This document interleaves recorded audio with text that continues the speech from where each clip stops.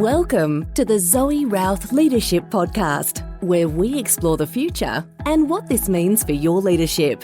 We ask the big questions. What's happening on the horizon? What does this mean for us? And most importantly, what skills do I need now for leadership of the future?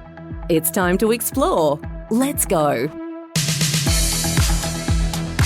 Hello there, it's Zoe and welcome to the show. This week on Planet Human. Houston, good old Houston, has cut librarian positions across the state and has also converted 29 school libraries into disciplinary centers. I don't know about you, but I think this sucks. This is ridiculous. What are they doing in terms of the investment in the future of their young people? To get rid of libraries and to convert them into disciplinary centers speaks volumes about where their values are sitting and what their future focus is. And I'm an author. I love reading, and it's not about that. This is about access to information, access to ideas, about liberating the mind and encouraging new thinking. So if you are in Houston, you should be doing something about this. And for us who are not in Houston, we should be mindful of where censorship and where the suppression of ideas is taking foot, and do everything we can to liberate the access to information, books, and ideas, along with critical thinking, because you need to be able to read lots of stuff as well as to distill what's real, what's useful, and what makes sense. So that is our mission as leaders, is to ensure that we have access to ideas and that we don't constrict and narrow our opportunity for growth as a species, unlike the people in Houston. Boo, Houston. Well, on Planet Zoe, I, however, am working on new stuff. I am working on a new program around wisdom and power that will launch in 2024, and an event associated with that in Canberra that will appear in November. So I'm working on new things, which is very exciting. So I got the creative buzz about me. And this week, I'm also working with one of the ACT government agencies with a focus on reviewing their culture and addressing opportunities to improve their culture and to dig into where the weak or less happy spots are. And I love working with passionate leaders who are determined to do better for their people. So that's what I'm doing this week, and it's a huge privilege to do so. So my question for you today is, what makes a good leader? And my guest today is a salt of the earth leader with a heap of experience. He comes across as frank and fearless and open and really grounded. His name is retired Lieutenant Colonel Oakland McCulloch. He is a nationally recognized keynote speaker, and he has a new book out in 2021 called Your Leadership Legacy: Becoming the Leader You Are Meant to Be. His advice, based on huge amount of practical experience of 40 years of leadership experience, 23 years of which was as a combat arms officer in the U.S. Army, is really practical, insightful, and useful. So I hope you enjoyed this conversation as much as I did. Be inspired. Let's dig into it.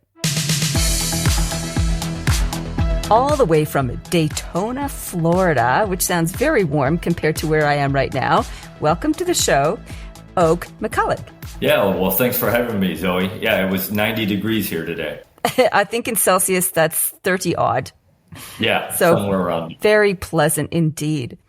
Well, you didn't spend all of your time in Florida. In fact, your book, Your Leadership Legacy, is about your experience in the military. So way back when you were a young fella, why did you decide to go into the Army in the first place? Yeah, that's a great question. I get asked that all the time. So I grew up in a small little farm town in northern Illinois, and there wasn't a whole lot to do there. There was factory work and farm work. It was basically what there was. And my father never finished the 8th grade. My mother never finished the 10th grade. So the expectation was I was going to go to college. So I was looking for ways to also increase my leadership ability while going to college. So I looked at the Army as a way to do that. And I really did want to give back. I mean, I came from where I came from, and yet I got to go to the United States Military Academy at West Point.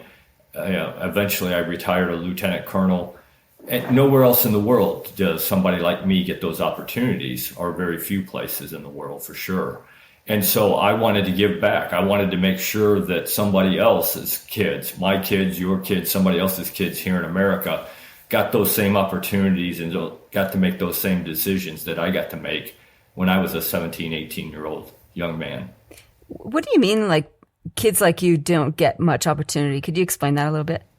Sure. They come from a family where their father doesn't graduate to 8th grade, mother doesn't graduate to 10th grade, lower middle class at best growing up.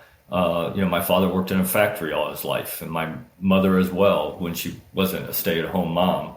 And our school, I had 180 kids in our school. We didn't have any honors classes. We didn't have any advanced placement classes. It wasn't a college prep. It was just a plain public high school that, you got your basic education. So there wasn't those perks for kids growing up in a small town like me in the middle of the country. Yeah. So a family without a lot of education, like formal education, they had aspirations for you to go to college as a result of that? Oh, absolutely. My father told me from the time I was a little kid, he said, son, you are going to college. I'm not paying for it, but you're going to college, so figure it out. And I did. I had to figure it out. And he was honest. He didn't pay for it. So I knew all along growing up that was the expectation of me. And it was also the expectation of my siblings. And one other one went to college. I don't think he ever graduated. But I was the only one that graduated from college out of the 4 boys in our family. But I took that challenge, I guess you could call it, and my father challenged me quite often. But I was the oldest of the 4, and I took that challenge, and I said, okay, I'm going to do this, and I made it happen. And you made it happen by going to the Army, and they paid for your college education. They paid for the first 2 years while I was at West Point. Then I paid for the last 2 years in a number of different ways. I was in the National Guard, and I was going through ROTC and playing baseball, because I played baseball in college. So I figured out how to pay for it the last 2 years, but the Army certainly paid for it the first 2. And in the U.S., it's expensive to go to college. Yeah, it is. Right now I do recruiting for Army ROTC, and I have 4 schools that I recruit at that's in our program. And one of them costs $72,000 a year. One costs $56,000 a year. My inexpensive one costs $25,000 a year. Yeah. As a as a 17-year-old contemplating that? That's daunting. Absolutely. Now, if they're on Army ROTC scholarships, then the Army pays for it. If they're not, then they got to figure out how to pay for it themselves. So you didn't have to stay in the military, but you did. You stayed a very long time. So you mentioned that you had a desire to give back. Tell me about your motivations to contribute in the Army, and did they change over time? Yeah, so I don't think they did. I mean, it really was. I loved giving back to this country of ours. I consider myself patriotic, and I felt like I owed this country something for what the advantages or the opportunities that they granted me as an officer in the Army. But I also stayed. I think, one of the reasons I stayed is I had some great leaders who were great role models for me and taught me what I consider the right way to lead as a servant leader, taking care of people. And I really enjoyed that part of leadership, taking care of the people I had the privilege to lead. And it is a privilege to get to lead people. And I really enjoyed doing that. And so I think that was one of the driving forces that kept me in the Army. Is I was constantly challenged. I was able to pursue leadership positions at higher and higher levels, which meant I get to take care of more and more people. It's a really interesting observation that leadership is about taking care of people, and not everybody puts that filter or definition on leadership. Absolutely, they don't. And I think that's part of the problem we have in this world right now is leaders forget that it's not about them. Every young second lieutenant that we commission out of our program, and this year we commissioned 63 that went out to be leaders in the Army and in the nation. And I tell every single one of them the day they get commissioned, I'm at the commissioning ceremony, and I tell them, look, today is all about you. celebrate. You're getting to do something that very few people get to do. You become an officer in the United States Army. After we pin those bars on you this afternoon and tomorrow morning when you wake up, it will never be about you ever again. It's about the people you have the privilege to serve. It's about the organization you have the privilege to serve. It's about the mission that you have to accomplish. It's about the Army. It's about the nation. Then if we have time, we might talk about you, maybe. I love it. That's a huge contrast and a very big calling to say that to a young person getting commissioned. You have to set the expectation right from the beginning that that's what you expect out of leaders. And I think today we're not holding leaders accountable. We're not holding them responsible for their actions and their decisions. And it shows. I mean, not only in every organization at every level, I see what I consider very poor leadership. And I told somebody the other day, somebody asked me my opinion, and I said, what we're accepting as leadership in this country and in this world right now is just horrendous. It's not leadership. It's people being selfish, thinking about themselves. Oh, well, we'll get to that in the Fast Five when I get the chance to give thumbs up, thumbs down on your take on good leadership and poor leadership. When was the first time that you can remember that you realized that leadership was about service to others? Was there a particular incident that you went, now I get it? Well, I was always the captain of my sports teams. I played baseball, basketball, and American football in high school, and I was always the captain. And I kind of understood that it wasn't about me. It was about the team and about the other people on the team. But what it really hit home, I guess I was a senior lieutenant in the Army. So I'd been in the Army about 4, maybe 5 years, going on 5 years.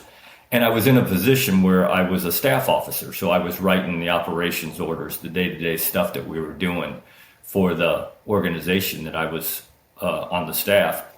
And we had this, what I considered a horrible leader as our leader, our major, our operations officer. And he was one of those guys that he was a micromanaging authoritarian, do everything exactly as I tell you to do. And nobody likes to work for that person. We all have, but nobody likes to work for that person. And morale was horrible. And then we got a new major in. And this new major walks in the very first day. And he walks in, and the old major said, if I'm in the office, you're in the office. I don't care if it's 8 o'clock at night, you're in the office. So the very first day this new major takes over, I'm sitting in my office, I'm writing an operation order that's due like 3 weeks from now. So it's not any rush. And the new major sticks his head around the corner at 5 o'clock in the evening and he says, Oak, what are you doing? I said, well, sir, I'm working on this op order that's due in about 3 weeks. He said, so it's not due tomorrow morning at 8 o'clock? I said, no, sir. He said, then go home. Spend time with your family. And that's when I started to realize it's about people. Leadership is about people, plain and simple. And good leaders understand it's about people. And this guy did. And that kind of set me on that path of servant leadership. And I had some other ones throughout my career that were just like that. Thank you for sharing that story. And your observations of leadership ring like a chiming bell in your book, Your Leadership Legacy. So after 20 odd years in the military, you've decided to write a book. Tell me about your motivations for the book. So I always thought I wanted to write that book. And a few years ago, when my last assignment on active duty, I was running my own Army ROTC program, and I was going around talking to high school kids and college kids, and I'd always ask them what profession they wanted and what they wanted to do in life, and they'd tell me, and then inevitably somebody would say, and I want to be a leader. And I'd say, so what does that mean? What does that look like? What does it take to be a leader? And you get that deer in the headlights look, or there in Australia, the kangaroo in the headlights look. Which I've seen. And so I came up with a presentation about what it takes to be a good leader. And so I always wanted to take that presentation and turn it into a book. And years and years went by, and I kept thinking I'm going to do that. And then one day in February 2020, we were at a motivational speaking event / how do we revitalize the Catholic Church at our church. And there was a guy talking, and it was a 3-hour-long presentation. Now, he didn't talk all 3 hours. He talked for like 35, 40 minutes, and then we took a break, and he talked for 35, 40 minutes. But every time Bert took a break, I went up and I talked to him because he was doing what I wanted to do, get out and talk to people. And he'd give me some advice. And then after the last time I talked to him, right before we all left, he said, "So Oak, have you written a book?" And I said, "Well, no." I said, "But I'm thinking about it." And he looked at me and said, "Stop thinking about it and do it." And so I went home that night, wrote out the table of contents. That was the 15th of February, 2020. I started writing the book on the 16th, and I published it on 12 February, 2021. Well done. And it's a big effort to produce such a well-crafted book as yours is, which, as I said, is these little pearls of pragmatic, practical, deeply truthful truths about leadership with fabulous leadership stories wrapped around them. Well, I really made an effort because, look, I've been a leader for many years. I've gone to school for leadership stuff. I know leadership theory. Leadership theory does you no good as actually being a leader. I can teach you all the theory in the world. That doesn't make you a leader. So I wanted to make sure that my book, just like my presentation when I go around and talk to people, talks about everyday things that leaders can do to improve their leadership skills and abilities and improve the people and their organization.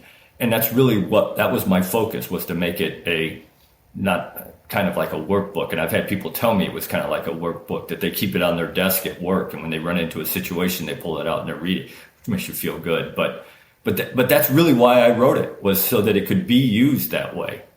Yeah. And I think it definitely can be used as a workbook and as a friendly companion in tough times. One of the things that you mentioned in the book is one of the necessary first ingredients is to have good character. Now, first of all, what makes good character and how might we develop that? Yeah, I think, well, first of all, I've been told all my life, and I believe this, that men and women want to be led by better men and women than they are. And I think to meet that standard, you have to have some character. And I think the first ingredient in having good character is your integrity. My father, when I was growing up, he always used to tell me, "Son, nobody can ever take integrity away from you. You have to give it away." And he said, and that's one of the most important aspects of your life. Guard it like it is. And so I think that's one of the things, because again, it's about people. Leadership is about people. And part of that is trust. If they don't trust you, they're not going to follow you. So I think, number one, you got to have integrity. Number two, you got to set examples of how a person with character acts, talks, lives. You treat people with respect. You take care of people. You help people with their problems. You don't own their problems, but you help them with their problems. So I think that's part of it. And I think the way you do that is that you make a conscious decision to live by a set of values that lead you down that road. Again, my father, who was huge influence in me, he was a mean old man. There's no doubt about that. But I am today who I am because of that. There's no doubt about that either. And he used to say, "Look, son, life is about decisions and consequences. Every decision you make has a consequence. Some are good, some are bad. You got to get to the point in your life where you're making decisions that give you good consequences. And until you get there, life is going to be pretty tough." And I believe that, and I live by that. And he said, "I'm going to help you make those decisions." And I think this goes along with the decisions to have good character. He said, every time you're about to make a decision, think to yourself, do you want your mom to know that you're about to do what you're about to do? And if the answer is yes, it's probably a pretty good decision. If the answer is no, you probably need to rethink that one. The momometer in decision making. There you go. I love it. And that's terrific. So that was one of the questions I had in there was, how do you know if you have good character? You can put it through the momometer test. Absolutely. If the mom agrees, it should be pretty good. I love it. One of the things you talk about in the book, too, is about being decisive. And definitely in leadership, that's part of the deal. You've got to make decisions. You just spoke to that, and how to make decisions and having good consequences. So have you ever made a decision, even though you had the momometer and understanding to consider the consequences? Have you ever made a decision you regretted? I don't think I ever made one that I regretted. I certainly made decisions that probably weren't the best decision at the time. I talk about leaders being decisive, and I think some people take it wrong. I'm not saying that you're rash in making decisions. What I'm saying is that you got to make a decision, because not making a decision is a decision as well. You got to make a decision when things need to be decided, for you, for your organization, for the people in your organization.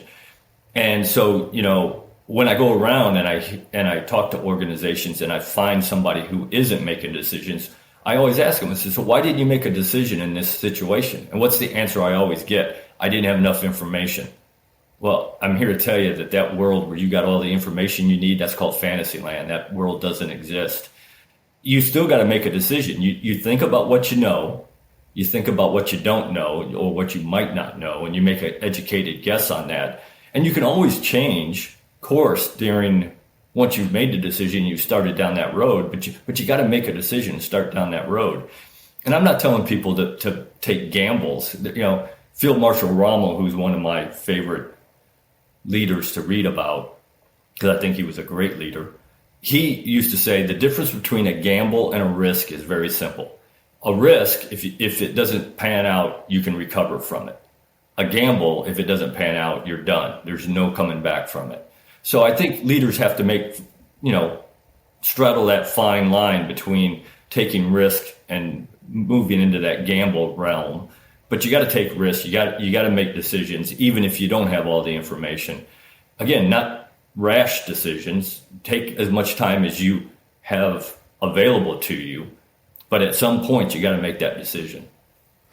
Is that something you see leaders struggle with, is actually making decisions? I see that quite often out there in the corporate world, because they may be making a decision that is worth millions of dollars and they want to make sure that they get it perfect. Well, again, very seldom are you ever going to make a perfect decision. Make the decision based on what you know. And like I said, you can always make detours, change the direction, put out new instructions as you go along, as more information becomes available. But at least you started down that road. If you don't start down that road, then you might as well not even worry about it, because you're already behind the power curve, and somebody else, some other organization is going to make that decision, and they're the ones that are going to be successful. Yeah. I think the fear of consequences is definitely something that holds people back. And I think it's the same fear that keeps leaders from actually thinking about the bigger picture, long-term future. Speaking to a lot of leaders right now who are reluctant to do that big picture thinking, I think, because they're stuck in, we have so much work to do. We've got a massive workload right now. So we don't have time. I think that is a symptom of leaders today not understanding their job, what their responsibility is. If you train the people that work for you to the standard you expect them to meet, and you hold them to the standard you expect them to meet, then you should feel comfortable delegating the day-to-day stuff with them, making decisions based on your training, based on the culture of your organization that you have instilled in them. You should feel comfortable with them making decisions on the spot, because they're the person on the spot. They're the ones that are seeing what's going on. They should be able to make that decision with your input on occasion if really need be. But I see people trying to micromanage because they're so afraid that somebody's going to make a mistake. Well, nobody's perfect, not even the boss. I'm here to tell you, we're all going to make mistakes. I've been trying to convince my wife for 36 years that I'm perfect, but she's not buying it.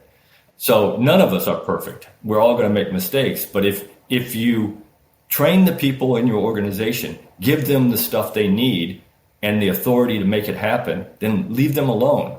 It doesn't mean you wash your hands of it, because in the end, you're still responsible. But you let them do it the way that you've trained them to do it. And I think that will free the leaders up to do the more important things that they should be doing, which is vision and plan and culture and long-range planning and that kind of stuff.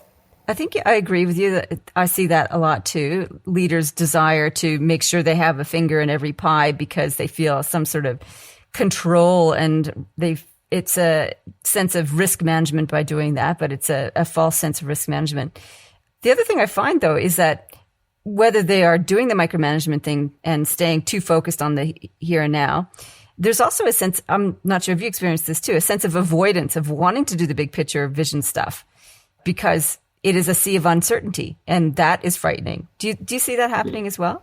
I do, because they're afraid to take responsibility, because that's their job. That's what they're responsible for. In the end, the CEO, the president of a company, their job is to figure out where the company, the organization is today, where you want it 5 years from now, 10 years from now, 15 years from now, and figure out the plan on how to get it there. And they're just afraid to make those decisions. And again, you're going to make those decisions today, but 5 years from now, a year from now, tomorrow, something could change that's going to change that vision. And that's okay. Now you start over again and you figure out where you are today and where you want to be then based on the new information, and you start down that road again, figuring it out. But you got to make decisions. And the micromanaging is just evil. I mean, it really is.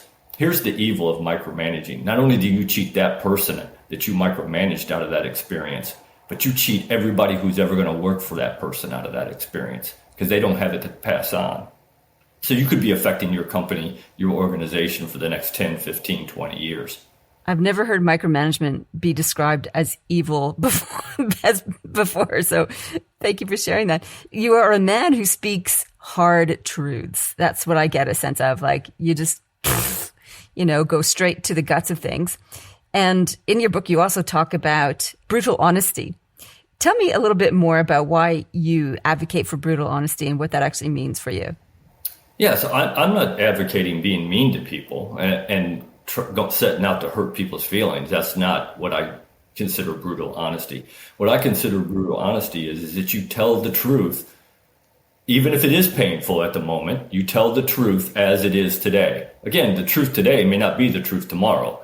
In my business right now, recruiting for Army ROTC, what I'm telling somebody today, next year may not be the same thing because the world changes, the Army changes, all that kind of stuff.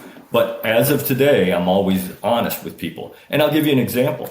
I don't know, about 5-6 months ago, I had a young man walk into my office, 17, 18-year-old young man. And he tells me, "Sir, I want to be an officer in the Army and I want to be a doctor."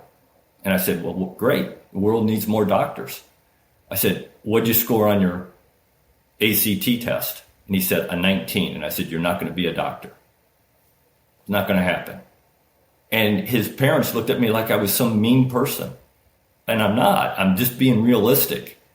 Doctors in America score 34, 35, 36s on their ACTs, not 19s. Mm. And what happened? Like, how did the kid respond? We went on with the discussion. I said, that doesn't mean you can't be successful in life. It doesn't mean you can't be successful in the Army. But I just don't see the ability for you, because you haven't done the math and the science that allows you to do those things that you got to take in the future in college. And by the time we got done talking, I think they kind of understood where I was coming from and why I said what I said. Look, in the end, if he wants to try it, he can try it. But I've been doing this ROTC thing for 16 years. I have a pretty good feel for what is possible and what isn't. And a 19 becoming a doctor is probably impossible, if not nearly impossible. So there was no chance of him having to be able to catch up and do the science and math, like to go back and restudy that, or is it more of an aptitude piece? I'm not familiar with the test. So it in America, you take a standardized test, ACT or SAT, and you get a score. And it measures your ability to do math, science, the ACT, math, science, social science, and reading. And historically, universities can tell you somebody who wants to be a doctor scores in this range. Somebody who wants to be a nurse scores in this range. Somebody who wants to be whatever, an engineer, scores in this range. And pretty much that's about right from what my 16 years of doing this. If you're outside that range, you're going to struggle. And if you're way outside that range, you're not going to make it. Okay. Yeah, it seems like a very sort of finite thing to get the score and go, you're in, you're out kind of thing. It's not very growth mindset oriented, but no, but it's also being realistic. If somebody scores a 34, let's say the bottom of the scale that most universities say scores a 34 on their ACT to be a doctor, and you're at a 19, you're 13 points behind that. Mm. That's huge. So you're behind the competition in a big way. Way behind, right? I mean, you're not even in the ballpark.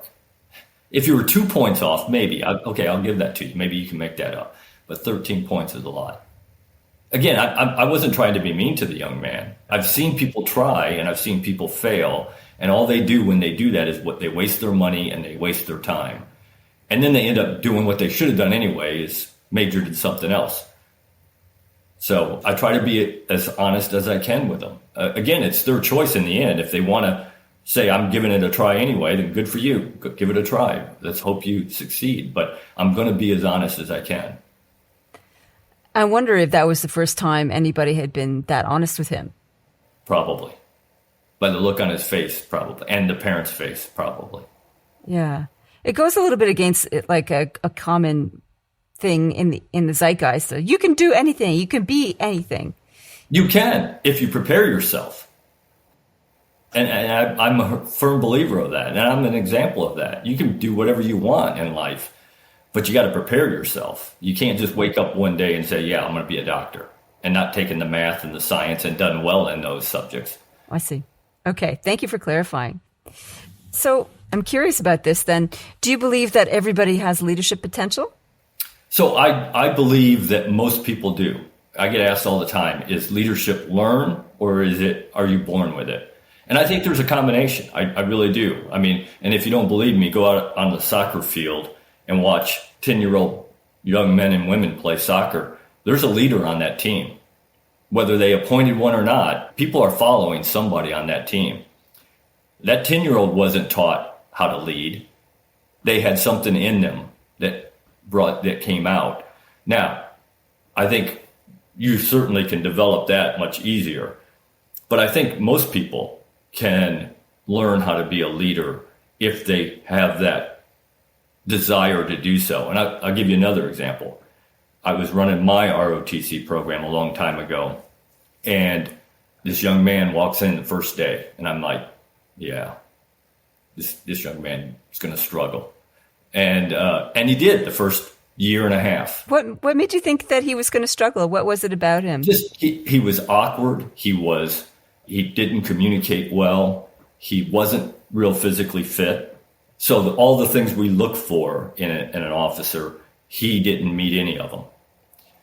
But having said that, he came every day. He put in the effort. He asked questions. He stayed over extra time to learn what he was struggling with. And about second semester, sophomore year, I could see the light go off in his head. He finally started figuring out what it was he needed to do to be a good leader. And by the end, his senior year, he was the battalion commander. He was the leader of the cadet corps. And now he's a major in the United States Army on the lieutenant colonel's list. So he grew because he wanted to. He made the effort to learn the things he needed to learn to be a good leader. So you can learn them. But I do think there are some people who are born leaders. I do. And sort of, slot into that idea of service and coordinating, and just have actually what I see it in people is their ability to look around the room and pay attention to the other humans. I've seen this in 3-year-old kids. Just going to, when my niece was really young, went with my sister to watch her at some gym exercise thing with all these little 3-year-olds running around. And I watched her, and she was completely fascinated by all the people around her. She was completely aware of all the social dynamics. And I thought, there's someone who can be a leader because she's paying attention to others. And then you had the kid in the corner is ignoring everybody else, hogging the ball, pushing people over, just basically in their own pursuit. I'm like, well, that's a different kind of leader, one that's going to lead their own life, but not the lives of others. Well, I remember reading somewhere, I think it was Kobe Bryant, who was a famous basketball player in America. And he played basketball in high school, and he was getting ready to go off to college. And he had doubts whether or not he was good enough or not. And his dad told him, he said, son, when you get there, figure out who the best players are, watch what they do, and do one more thing than they do. Do it one step further than they did it. He said, and as long as you do that, you're going to be okay. And I think that goes to what you're saying. Again, leadership is about people. So somebody has to have that ability to want to learn not only from people above you, but people below you, because I've learned this as much from people that worked for me as I have from people that I worked for. And then you got to have that desire, because that old adage that hard work beats talent that doesn't work hard every day, that is absolutely true. I mean, you can be average and work hard and be as good or better than somebody who has the natural born talent. Wonderful. Oak, are you ready for the Fast Five? Sure. Okay.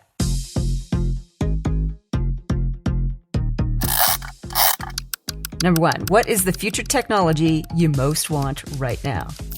I'm not a very tech savvy guy. Zoom and StreamYard usually baffle me. But, right now with my speaking engagements, I travel a lot. And believe me, they have sucked all the fun out of air travel. There is no fun left in it anymore. So I would love it if, like in the Star Trek movies, if you could just beam me somewhere, beam me up, Scotty, and beam me to Los Angeles, or beam me to New York, and I don't have to get on a plane and fly. It's funny that you say that. I asked that just before a major event I hosted earlier this year in February, and all the attendees coming to it, I said, what's the technology you most want? And a huge amount of people said teleportation. Like, really? Okay. And I get it. Like, having done lots of traveling in my work too, it's fun. like Traveling is not fun. Yeah. Okay, cool. Number two, best tip you ever got for leadership? Yeah, I think get to know your people, because again, it's about people. And I think I had a mentor who retired, a 3-star general who at the time he happened to be that major that stuck his head around the corner and talked to me that first day. And he made it very clear that it's about people. So get to know the people. How are you going to make decisions about people if you don't know them? Or how are you going to assign things to people if you don't know their strengths and their weaknesses? So you got to get to know people. And he gave me a couple ways to do that. He said, number one, don't lead from behind your desk. Get out and walk around and talk to people. He said, and a good way to do that, he said, never, ever, no matter how high up in the organization you get, never turn down a chance to go get your own cup of coffee. He said 2 things happen when you do that. You show everybody that you're human just like they are, and you got to go get your own cup of coffee just like they do. And number 2, if you're lucky, you got 2 or 3 different ways to get to the coffee pot and back to your office, and you stop along the way and talk to people. I love it. That's a very easy one to do, right? Get your own coffee and talk to people. All right, number 3, what's one problem at work you'd love to wave a magic wand and be fixed right now? I think responsibility. I think we're at a point in this, at least what I'm seeing in leadership, where people are afraid to take responsibility for what they did or any decision they made. And it is the leader's responsibility. I mean, you can delegate all the authority you want, and you should. That's what makes a good leader, is delegating authority to get things done to people who work for them. But you can never delegate responsibility. That is yours and yours alone. Your name is always the name on the blame line. If you're responsible for things everything that happens in your organization, good and bad, and you don't get to pick the good things to be responsible for and blame other people for the bad things. It doesn't work that way, or at least it shouldn't. Okay, I love it. And this is moving into the question we've all been waiting for, since you foreshadowed it earlier. Thumbs up or thumbs down? A leader that's doing something right, or a leader that's doing something wrong? Yeah, I'll give you both. Okay.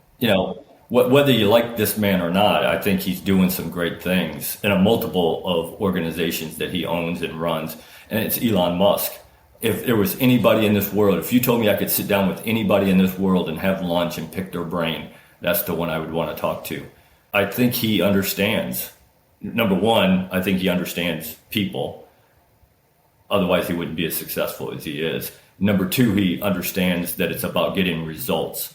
Because in the real world, results do matter. I mean, you can meet all the qualifications that anybody puts out as a leader, but if you don't get results, then you're not a good leader, at least in my opinion. So you got to get results, and he does.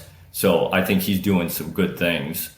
Does it mean he's doing everything right? Probably not, but he's doing some good things, and I would love to sit down and talk to him. And then I think doing poorly, I think you can look at senior leaders, certainly in this country, in the government, and probably around the world, in a lot of countries, that are just not making good decisions. And in fact, making very poor decisions. And the results are showing, certainly in this country, a lot of the results are showing. And I'm talking about at the government level, the military level, corporation level. We got senior leaders who are just making some horrible decisions. And it makes them horrible because what? The impact on humans, on planet? On people. Yeah. Inflation, higher energy costs, higher food costs, just making decisions that are crippling the organization. We're seeing a lot of corporations in America today that are making poor decisions that their constituents, the people who support them, are not supporting them anymore. Yeah. Question about Elon. He's polarizing. He is. Why do you think he is polarizing? Because I think he makes people mad because he does things. He gets things done, for number one. He gets results. And some people that don't get results are kind of envious, I think. But I think he is, as far as I can see in the interviews I've seen him do, he's a pretty honest guy. He'll tell you like he thinks. And whether you like it or not, it's not going to change the way he thinks and the things that he does. And so I think he's very polarizing. There are people who, I've heard people, at the last conference I was at, I heard somebody just trash talking him like he was one of the most horrible people in the world. And right around the corner, the next person I talked to, we had this conversation where we both said, yeah, we'd love to sit down and have lunch with him and just pick his brain. So he is very polarizing, kind of like Donald Trump, kind of like other leaders around the world. Very polarizing. Either you like him or you hate him, and there's very few in between. Okay. All right. Last question in the Fast Five. What is your favorite leadership book or podcast? Yeah. I get asked that a lot, and I've got 3 or 4 that I really like. But the number one book that I always recommend to everybody, and I recommend it to all the junior leaders that we are commissioning as officers, is Wooden on Leadership: How to Create a Winning Organization. And one of the things I like about that book, and he obviously did, I mean, his college basketball team back in the 60s and 70s, probably the 70s, won 6 national championships back to back. I mean, so obviously he knew how to create winning organizations, winning basketball teams. But he realized that it was more than that. His responsibility was more than to create a winning basketball team. It was to create good young men of character, of integrity, that were going to go out and be productive members of society and be people that he would want his daughter to date and, create good people. And I think he did that as well. And if you've never read the book, he's got a pyramid, Wooden's Pyramid on Success. And it hangs in my office at work. It's it lays down all the things that it takes to make a winning organization. Wooden, Wooden? Yes. He was a famous college basketball coach, John Wooden. And he wrote several books about leadership, but that one is my favorite. Was he the Chicago Bulls coach? Is that guy? No, he was the UCLA college basketball. He never coached in the pros. They wanted him to. Several pro teams wanted him to, but he said, my job is with college young men and women, young men, developing them, and he stuck to that. And he was the most successful college coach and basketball coach in America. Okay, wonderful. And that was the Fast Five.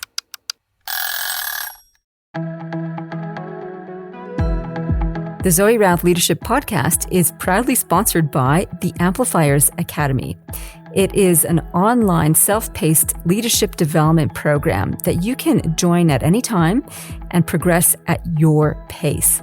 There are very short video lessons, great checklists and resources and recommendations and book summaries, all there to help boost your leadership thinking and abilities.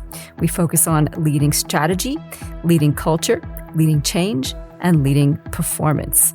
So if you want a go-to resource that can help boost your strategic abilities immediately, check us out, Amplifiers Academy, on the ZoeRouth.com website. See you there.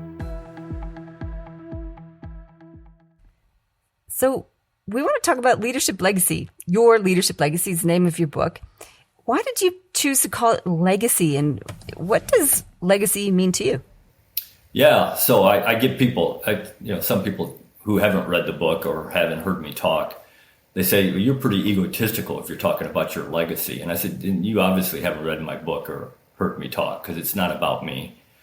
Now, look, legacy, in my opinion, has two components, especially when we're talking about leadership. Number one is what you did, your accomplishments, and that's a very small piece of your legacy. It's important, as again, results are important in the real world. You know, in fantasy land where everybody gets trophies and everybody's a winner, maybe not. But in the real world, results do matter. So that's a small piece of your legacy.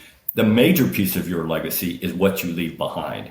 And as a leader, in my opinion, that's the next generation of leaders who then create the next generation of leaders. Again, when I was running my ROTC program, I had a master sergeant who worked for me. And I say he worked for me. He was a better leader than I was, probably.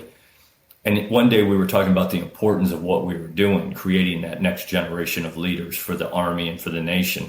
And he said to me, sir, you know, great leadership handed down from generation to generation is what develops great nations. And I thought, wow, what a powerful quote. I wish I could take credit for that quote, but I can't. It was Master Sergeant David Powell. And the most powerful part of that quote to me is that you can substitute the word nation for anything you want. Organization, company, sports team, hospital, food bank, whatever. It doesn't matter. It doesn't change the power of that presentation, because every organization and every profession needs good leadership. So to me, it's you create that next generation of leaders who then creates that next generation of leaders and that next generation of leaders that develops these great organizations and nations. That's great. I think that's a wonderful focus too. And I think it helps get our heads out of the weeds and start thinking about what's next. And if leaders are concerned or worried or reluctant to face uncertainty ahead, at least they can focus on that part. How can I build leaders now to take care of the future? And that's part of the future making piece. Yeah, because at some point, old men like me are going to turn around, and old women are going to turn, I'm not calling you. We're going to turn around and we're going to say, okay, young men and women, it's now yours. Hope you did a better job than we did. And if we did a good job as leaders, producing the next generation of leaders, then they will do a good job. Yeah. That's a really important thought to be considering, is handing over the baton and saying, okay, up to you now. Yeah. Oak, where can people find out more about you, your book, and your speaking? Yeah, so I have a website, www.ltc Oak McCulloch. And on there, it's got my cell phone number. It's got my email address. It has the presentations that I give, the speaking events, for speaking events. And it also has a link to my book on Amazon. And the book is available in hardcover, paperback, ebook, and Audible. And I read the Audible book. The only other voice on there is my wife. She read the foreword because she wrote it, and she read about the author. Everything else is me. Fantastic. And I know, and that's a big effort. I've read my own book too, for audio, and it's hard. It's a whole other thing. Initially I wasn't going to do it. I was going to pay somebody else to do it. And the guy I was going to pay, he said, look, I can do it for you, and I will if you want me to. He said, but I can tell you right now, when I look at buy an Audible book, if the author didn't read it, I don't buy it. Especially on a book that's so personal, which is your leadership legacy. You kind of need to stump up for that one. Yeah, I'm glad I did it in the end, yeah. Wonderful. Oak, thank you so much for sharing your perspective and also for writing such a beautiful book. I think it really is a valuable resource for leaders to lean into and to pick up and to mull over and to take inspiration from. So thank you so much. Well, thank you, Zoe. I appreciate you having me on the show. I know it's early there in Australia, right? Oh, yep. It's early in the morning. Yeah. It's all good, though. That was a really lovely conversation. Why was it so lovely? Because Oak speaks deep truths. Simple, straightforward, practical, common sense, profoundly resonating truths. And that was my experience of his book, Your Leadership Legacy. So I highly recommend that. In terms of takeaways and take actions for this episode, I've got two. One is the mom-o-meter. That was just a great moment. The mom-o-meter for decision making. If you don't have a mom that you want to use for this particular thing. Insert person that you trust and respect and love deeply. How would they feel and say and do as a result of this particular decision? And if it passes that test, then you're good to go.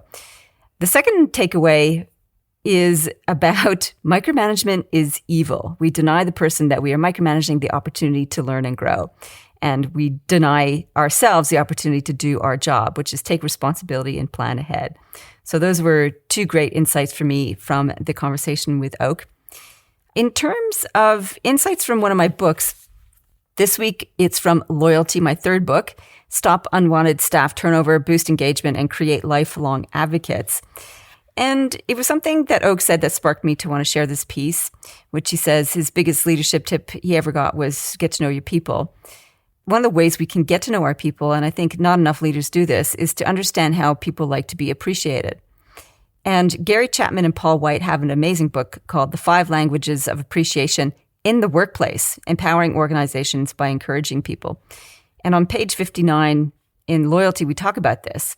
And those two authors state, why is feeling appreciated so important in a work setting? Because each of us wants to know what we are doing matters. And I think that's a really powerful insight. In fact, their 5 languages of appreciation in the workplace are these: words of affirmation, praise for accomplishments, personality, or character traits; quality time, giving focused attention; acts of service, when others reach out to help; tangible gifts, valued by the recipient, not just the giver. So give something the other person wants to receive. And last one is physical touch, handshake, high five, hand on the shoulder, a hug. So the idea behind this is that there's not one size fits all. Not everybody likes the Employee of the Month or Gold Star. I do. And it's different for everyone. So your responsibility as the leader is to find out how people like to be appreciated. And this list is a starting point. You can say, these are 5 languages of appreciation that Chapman and White have suggested. Do any of them resonate for you? How do you like to be appreciated at work? All right. Coming up next on the show, we have a great conversation with Glenn Parker about paying it forward. And I just love this notion of paying it forward and adding to the mix, adding to the benefit of all. So that's coming up next week on the show. In the meantime, hey, send a picture or post a picture on social media of where you're listening. That's always intriguing, and it makes it kind of fun to find out where you are in the world and what you were doing at the time where you were listening to the show. Really appreciate it. You can email me, zoe@zoerouth.com. Drop me a note. Let me know how things are going with you and your leadership. If you have any leaders that you'd like to recommend to the show, that would also be awesome. In the meantime, live well, lead well. You've been listening to the Zoe Routh Leadership Podcast. To find out more about leadership of the future or to contact Zoe, go to zoerouth.com.